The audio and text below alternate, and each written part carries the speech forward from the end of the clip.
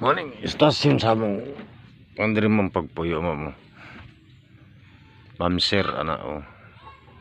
Kita ninyo ma'am. Pobre talaga kami ma'am. Ito lang aming pinupuya. Nandito kami na nagpuyo ma'am.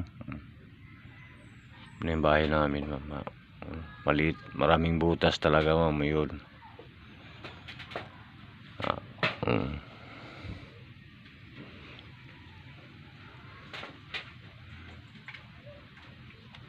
Kita ba ninyo? Binibidyohan ko talaga ang bahay namin. Yun. Ang bahay namin. Kasi mayroon akong yung friend sa Facebook. Sabi niya, bili ka ba yung yung mga relo, kutsiras, yung at saka kulintas, ginto. Pero ma'am, yung pa sa paganda-ganda pa. Ikaw daw kuno sa i-message kay mangbigay kuno sila ng pera. Mga scammer talaga yun ma'am. Yung ako lang yung pasabihin, mga scammer.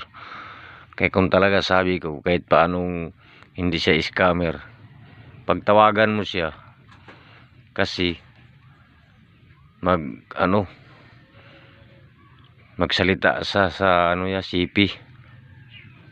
Yun ma'am ang ka-istorya ko sa iyo. Pero pasahin mo ha ma'am. Nag-send ka yung yung Gcash number mo. Ano ba yun ma'am? Pasikat sa akin. Wala mangyapo akong magawa kahit magpasikat ka sa akin ma'am. Kaya pobre talaga ako ma'am. Yun lang. Wala akong i-covered. Ay, pobre lang ako talaga. Yun ang sinasabi ko. Labas na ng bahay namin yun. Kita mo talaga yun.